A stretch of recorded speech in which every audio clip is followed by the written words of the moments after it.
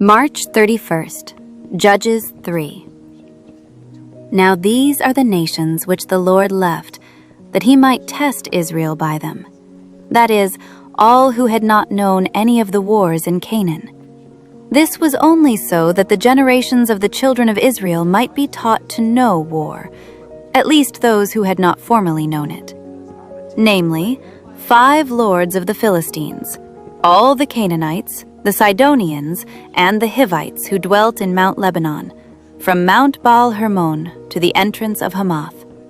And they were left, that he might test Israel by them, to know whether they would obey the commandments of the Lord, which he had commanded their fathers by the hand of Moses.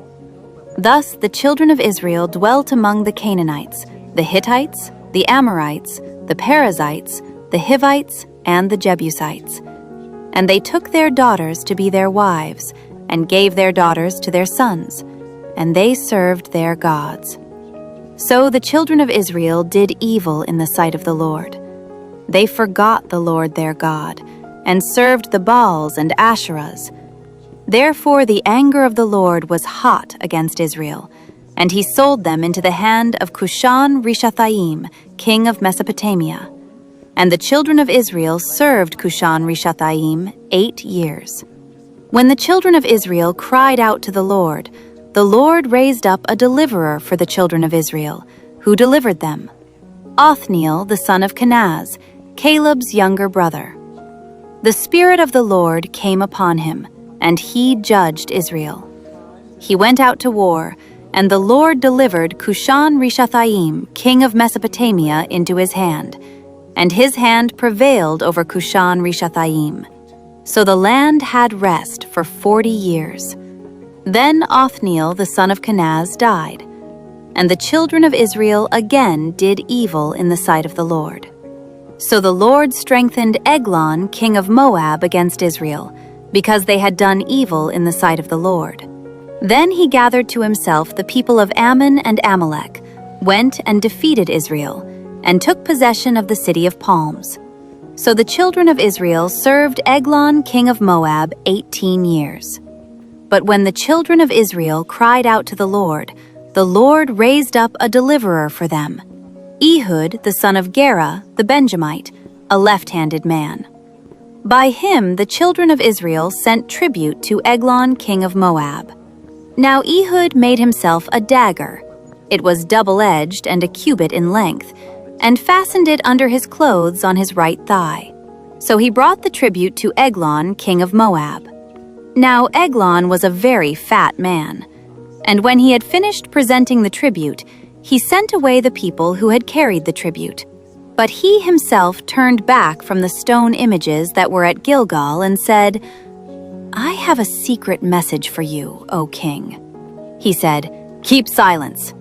And all who attended him went out from him. So Ehud came to him.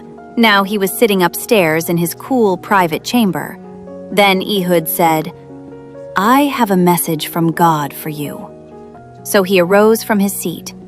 Then Ehud reached with his left hand, took the dagger from his right thigh, and thrust it into his belly.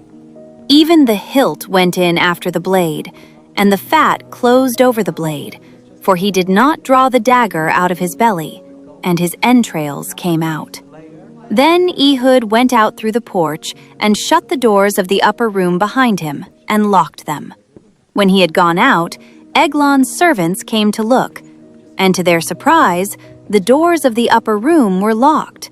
So they said, "He is probably attending to his needs in the cool chamber." So they waited till they were embarrassed, and still he had not opened the doors of the upper room.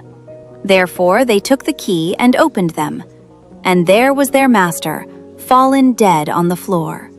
But Ehud had escaped while they delayed, and passed beyond the stone images and escaped to Sisera. And it happened, when he arrived, that he blew the trumpet in the mountains of Ephraim, and the children of Israel went down with him from the mountains, and he led them.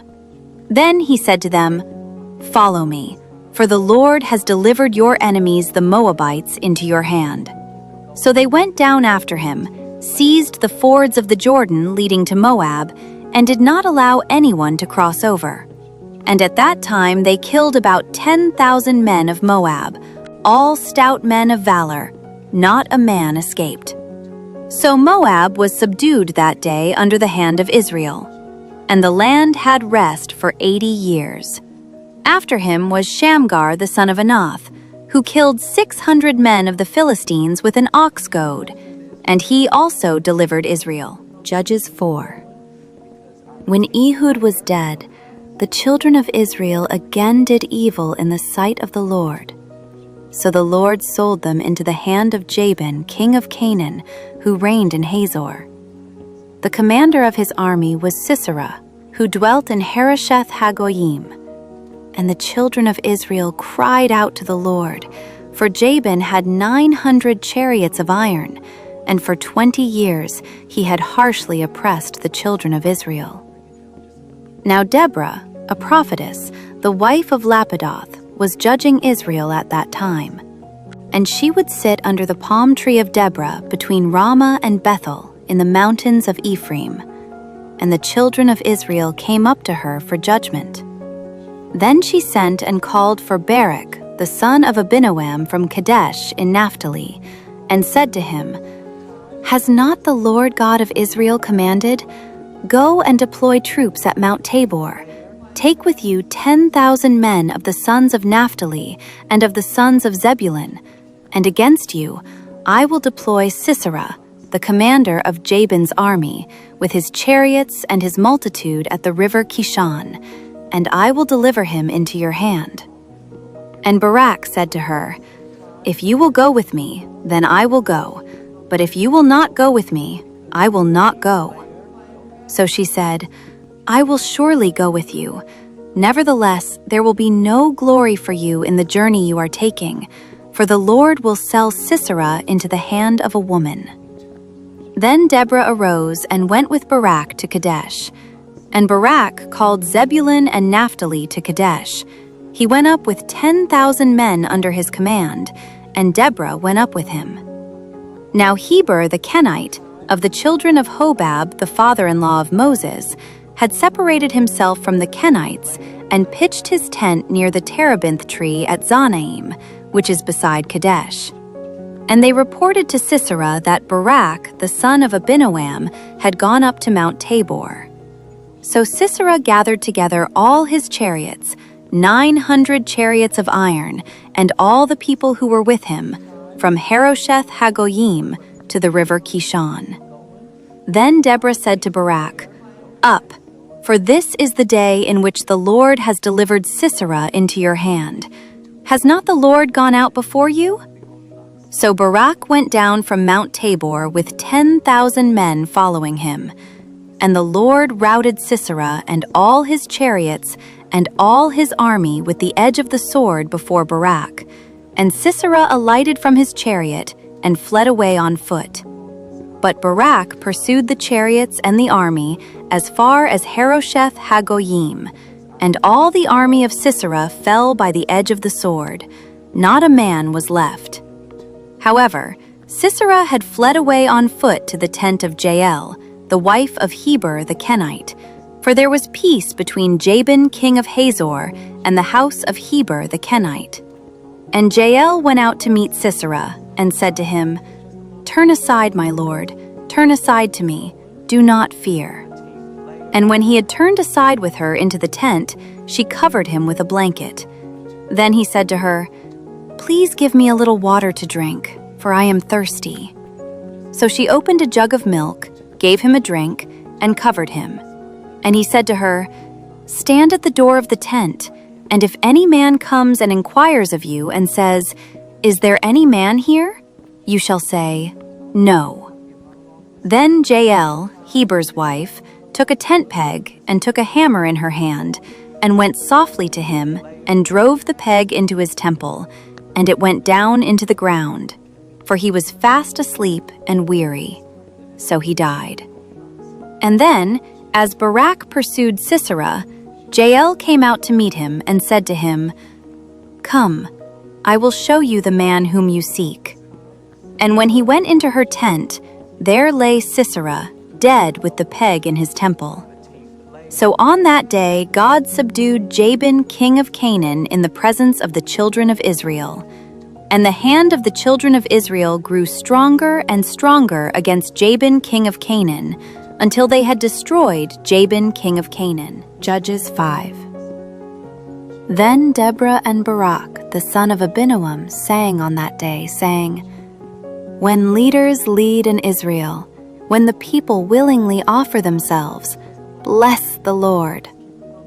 Hear, O kings, give ear, O princes. I, even I, will sing to the Lord. I will sing praise to the Lord God of Israel. Lord, when you went out from Seir, when you marched from the field of Edom, the earth trembled and the heavens poured. The clouds also poured water. The mountains gushed before the Lord. This Sinai before the Lord God of Israel. In the days of Shamgar, son of Anath, in the days of Jael, the highways were deserted, and the travelers walked along the byways. Village life ceased. It ceased in Israel, until I, Deborah, arose a mother in Israel. They chose new gods. Then there was war in the gates. Not a shield or spear was seen among 40,000 in Israel. My heart is with the rulers of Israel, who offered themselves willingly with the people. Bless the Lord. Speak, you who ride on white donkeys, who sit in judges' attire, and who walk along the road. Far from the noise of the archers, among the watering places, there they shall recount the righteous acts of the Lord, the righteous acts for his villagers in Israel. Then the people of the Lord shall go down to the gates. Awake, awake, Deborah! Awake, awake, sing a song! Arise, Barak, and lead your captives away, O son of Abinoam. Then the survivors came down, the people against the nobles. The Lord came down for me against the mighty. From Ephraim were those whose roots were in Amalek.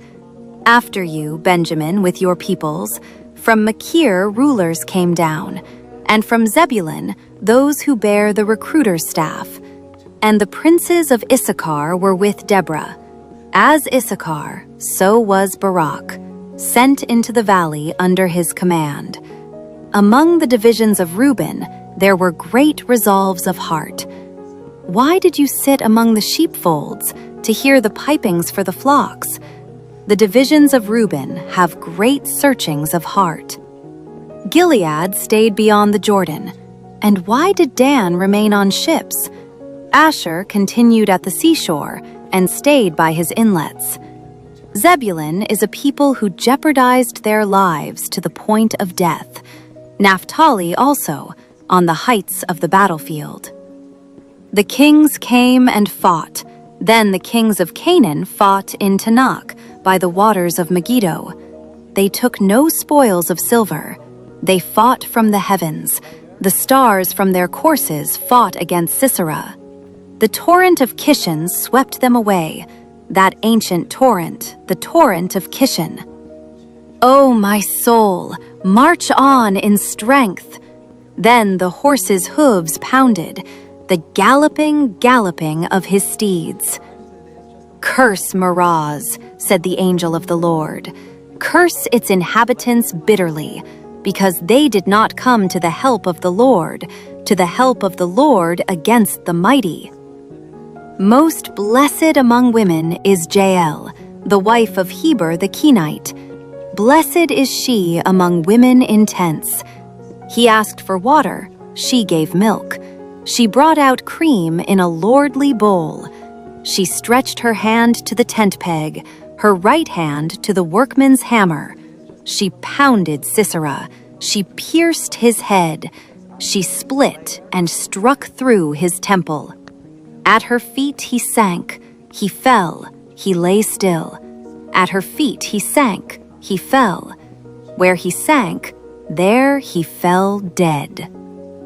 The mother of Sisera looked through the window and cried out through the lattice, Why is his chariot so long in coming? Why tarries the clatter of his chariots?" Her wisest ladies answered her. Yes, she answered herself. Are they not finding and dividing the spoil?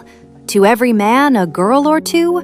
For Sisera, plunder of dyed garments, plunder of garments embroidered and dyed, 2 pieces of dyed embroidery for the neck of the looter?